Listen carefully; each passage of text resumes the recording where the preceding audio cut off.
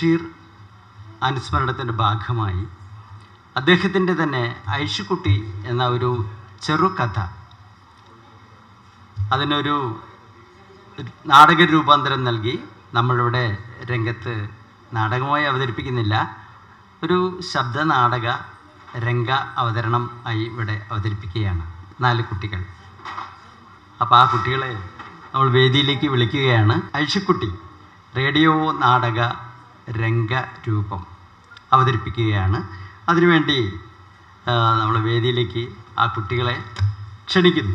ആൻ്റണി, സൗമ്യ, ശ്രീലക്ഷ്മി, പൂജ, ദശമി, ദേവനന്ദ എന്നീ 4 കുട്ടികളാണ് നമ്മുടെ ഐഷുക്കുട്ടി എന്ന ചെറുകഥ നാടകരൂപത്തിലാക്കി ഇവിടെ നിങ്ങളുടെ മുമ്പിൽ അവതരിപ്പിക്കുന്നത്.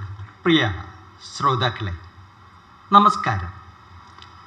ഐഷുക്കുട്ടി ശബ്ദനാടകം രംഗാവതരണം ആരംഭിക്കുന്നു. വൈക്കം മുഹമ്മദ് ബഷീറിൻ്റെ ജന്മദിനം എന്ന കഥാസമാഹാരത്തിലെ ഒരു കൊച്ചു കഥയാണ് ഐഷുക്കുട്ടി. ഒരു നാട്ടിൻ പുറത്തുകാരി പെൺകുട്ടിയുടെ വാശിയും പൊങ്ങച്ചവുമാണ് കഥാവിഷയം. ചിരിക്കും ചിന്തയ്ക്കും വകയുള്ള ഈ കഥ ആസ്വദിച്ചാൽ. ഐഷുക്കുട്ടി പ്രസവ വേദന കൊണ്ട് ഞെരിപിരി കൊള്ളുകയാണ്. ഇന്നേക്ക് 10-60 വർഷം പഴക്കമുള്ള കാലത്തെ കഥയാണ് കേട്ടോ. ഒരു ഡോക്ടറെ കൊണ്ടുവന്ന് പരിശോധിപ്പിച്ചാലേ താൻ പ്രസവിക്കൂ എന്ന പിടിവാശിയിലാണ് ഐഷുക്കുട്ടി. ഇക്കാര്യം കരഞ്ഞു വിളിച്ച് പറഞ്ഞുകൊണ്ടിരിക്കുകയാണ് അവൾ.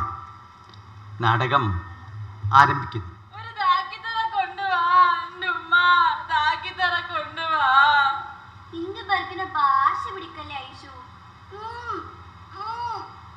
മുക്കി നോക്കുമോളെ.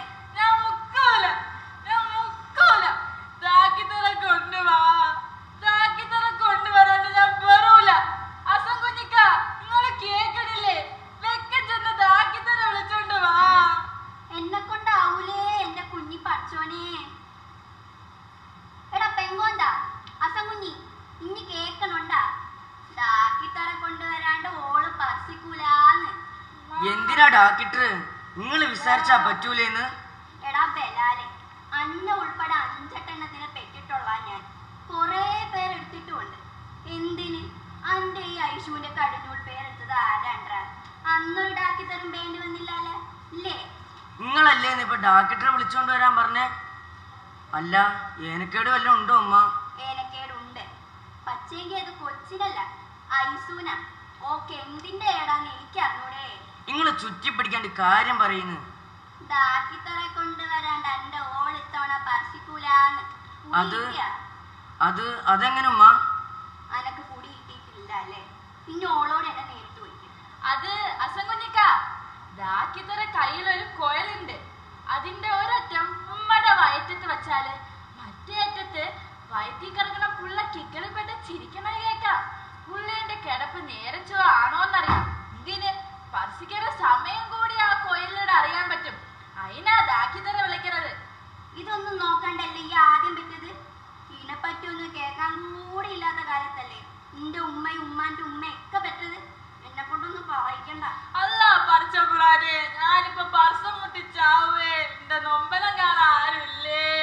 ഈ ആറാമ്പറമ്പ പറയല്ലേ ഐഷു? സമയത്തിന് ഭൂമിയിലോട്ട് ഇറങ്ങാൻ പറ്റാണ്ട് വന്ന നമ്മുടെ പിള്ളക്ക് ശ്വാസം കിട്ടാണ്ടാവും. അത് മഹാപാപ. നരകത്തിൽ പോകേണ്ടി വരും. എന്റെ പൊന്നും കൂടെ അല്ലേ? ഒന്ന് മനസ്സ് വെക്ക ഐഷു. ഞാൻ മനസ്സ് വെക്കൂല. നരകത്തിൽ പോകേണ്ടി വന്നാലും പെറാൻ നോക്കൂല ഞാൻ.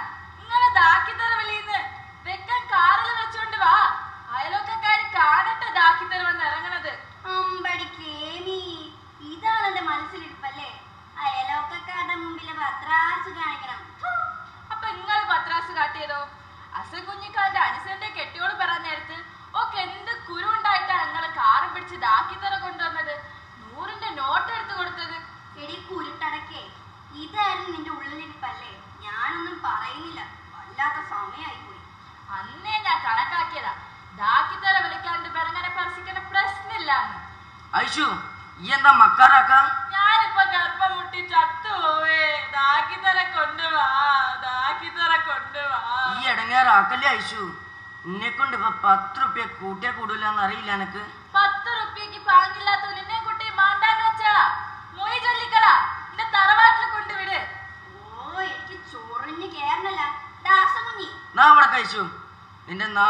ഇവിടെ കേൾക്കരുത്. എൻ്റെ തറവാട്ടിൽ നിന്ന് അരി അളന്നിട്ടല്ല നീ ഇവിടെ ബേക്കണത്. ഞാൻ ബീഡി തെടുത്ത് പകലെന്തോളം നയിച്ചിട്ടാ. അത്രയും പത്രസൊക്കെ മതി എനിക്ക്. അല്ല പറച്ചോനെ കാത്തോനെ ബദരിങ്ങളെ. അയ്യോ എൻ്റെ ഉമ്മ.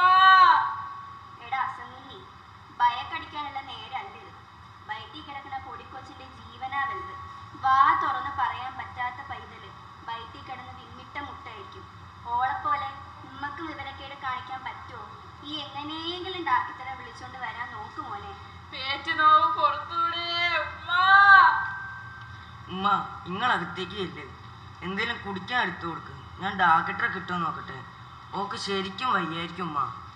ഇനി വിഷമിക്കണ്ടടാ മോനെ, എല്ലാം പഠിച്ച തമ്പുരാൻ കാണുന്നുണ്ട്. ഞാൻ ഇച്ചിരി പാൽച്ചായ ഉണ്ടാക്കി കൊടുക്കാം. ഇനി ഓടിപ്പോയിട്ട് വാ. ആവൂ അങ്ങനെ ബൈക്ക് വാ. ഈ ഐശുവിനോടാ കളി. ദേ വയറ്റിൽ കിടക്കുന്ന പുള്ളേ ചുരൂടെ കാക്ക്. അന്റെ വാപ്പ ദാക്കിത്തറയും കൊണ്ട് ഇപ്പം വരും. അതിനു മുമ്പ് ചവിട്ടി തൊഴിച്ച് ചാടാൻ നോക്കിയാലുണ്ടല്ലോ അനക്ക് എന്നെ അറിഞ്ഞൂടാ. ഐഷു, അനക്ക് കോപ്പൊന്നും ഇല്ലല്ലോ. ചായ ഇപ്പൊ കൊണ്ടുതരാട്ടോ. ആയിക്കോട്ടുമ്മ, എനിക്ക് കുഴപ്പമൊന്നുമില്ല. നാഗൂര് പള്ളിയിലേക്ക് ഒരു പൊന്നും പുള്ളയുടെ രൂപം നേർച്ച വെക്കാം. ദാക്കിത്തറ പറഞ്ഞതിന് മുമ്പ് എന്നെ പെറിയിപ്പിക്കല്ലേ റബ്ബേ. ഉമ്മാന്റെ പള്ളക്കിട്ട് തൊയ്ക്കാതെ മുത്തേ. പിടിച്ചു നിന്നോണേ. ആ അതാ കാറ്. ദാക്കിത്തറ വന്ന്. ഇനി എന്റെ പുന്നാര മുത്തിന് ഭൂമിയിലോട്ട് വരാട്ടോ. ഉമ്മാ ദാക്കിത്തറേ എനിക്ക് വയ്യ. ഐഷു, ഐഷുക്കുട്ടി കണ്ണു തുറക്ക്. ഒന്നും പേടിക്കണ്ട കേട്ടോ. കരയല്ലേ, സമാധാനിക്ക്. ആ കോയിൽ വെച്ച് വേഗം പരിശോധിക്ക്. എനിക്ക് വയ്യ ദാക്കിത്തറേ, വയ്യ. പരിശോധിക്കാം. അനങ്ങാതെ കിടന്നേ. ഞാൻ പറയുന്നത് അനുസരിക്കണം. കാലുകൾ മാറ്റി വെക്ക്. ഇച്ചിരി കൂടി. ആ ഇച്ചിരി കൂടെ. അങ്ങനെ അങ്ങനെ തന്നെ. അനക്കല്ലേ? എനിക്ക് ഉമ്മാനെ കാണണം. പേടിയാവണ് ദാക്കിത്തറേ. പേടിയോ? ഐഷുക്കുട്ടി എന്നല്ലേ പേര്? ഐഷാന്ന് പേരുള്ള കുട്ടികൾ അങ്ങനെ പേടിക്കൂലല്ലോ. ഐഷ കേട്ടിട്ടുണ്ടോ? ഒരു അറബിക് കഥയില് ഐഷാന്ന് പേരുള്ള ഒരു മിടുക്കി പെൺകുട്ടി ഉണ്ടായിരുന്നു. ഒരു ദിവസം ഒരു സൈത്താൻ ഓളക്കാരെ പിടിക്കാൻ നോക്കി. ഓള് നല്ല ധൈര്യമുള്ള കുട്ടിയല്ലേ. ഓർക്കാപ്പുറത്ത് ഓള് സൈത്താന്റെ നാവിക്കിട്ടൊരു ഒറ്റ തൊഴി. അയ്യോ എന്റെ ദാക്കിത്തറേ, കൈയെടുക്ക്. നോവണ് നോവണെന്റെ ഉമ്മ. ആ അതുപോലെ അതുപോലെ ഒന്നുകൂടി മുക്കി വിളിക്ക്. ആ ഒന്നുകൂടെ ഒന്നുകൂടെ ശക്തി എടുത്ത്. ആ അങ്ങനെ അങ്ങനെ തന്നെ. ഹാവൂ. അല്ലാ പഠിച്ചോനെ എന്റെ ഉമ്മ. ഐഷു പെൺകുട്ടിയാണ് കേട്ടോ. നല്ല ശൊങ്കത്തി കുട്ടി. ഐഷുന്റെ ആദ്യത്തെ കുട്ടി ആണല്ലായിരുന്നോ? അതെ, അസനിക്കാനോട് വിളിച്ച് പറ ഉമ്മ. ഓർക്കും പെൺകുട്ടീനെ തന്നെയായിരുന്നു ഇഷ്ടം. പറ ഉമ്മ, വിളിച്ച് പറ. യാ റസൂലേ, റബ്ബില്ലാൽ അമീനായ തമ്പുരാനെ, അൽഹംദുലില്ലാ.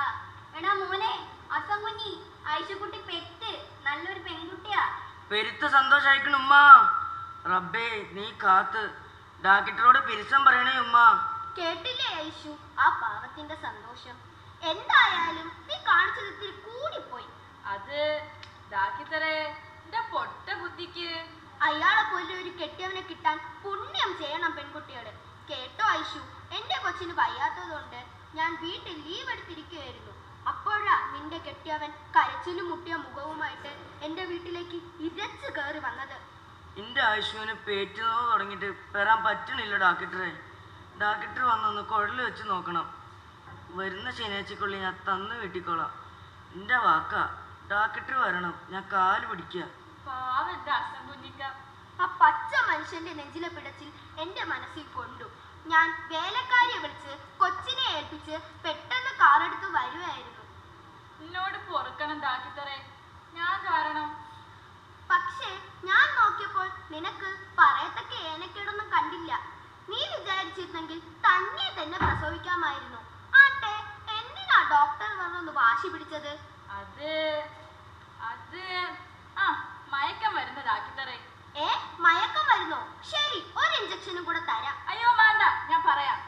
അത് അത് അൻസന്റെ ഭാര്യയുടെ പേരെടുക്കാൻ അന്നാള് ദാക്കിത്തറ വന്ന പോലെ എന്റെ പേരെടുക്കാനും ദാക്കിത്തറ കാറിൽ വന്നിറങ്ങണത് അയലൊക്കെക്കാരൊക്കെ കാണണമെന്നൊരു പൊട്ട പൂതി. എടി മണ്ടൂസേ, ഇതായിരുന്നല്ലേ എടി നിന്റെ മനസ്സിരിപ്പെങ്കില് നിന്റെ ചന്തിക്കിട്ട് ഒരു പെട പിടിച്ചിട്ട് ഞാൻ നിന്നെ പ്രസവിപ്പിക്കുമായിരുന്നു. നിന്റെ ചെവി ഇന്ന് ഞാൻ പൊന്നാക്കോടി, അല്ലെങ്കിൽ ദൈവം എന്നോട് പൊറുക്കൂല. എടി എടി എടി, ഇനി മേലെ ഇത്തരം പൊട്ട പിടിവാശി കാട്ടരുത്, മനസ്സിലായോ? മനസ്സിലായി. ആ മനസ്സിലായി സാറേ.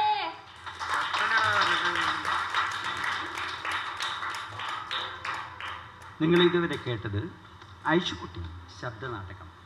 കഥാരചന വൈക്കം മുഹമ്മദ് ബഷീർ. ശബ്ദനാടക രൂപം പ്രഭാകരൻ നിലവന. ഏകോപനം സാക്ഷാത്കാരം സൗമ്യ കലാഞ്ജലി.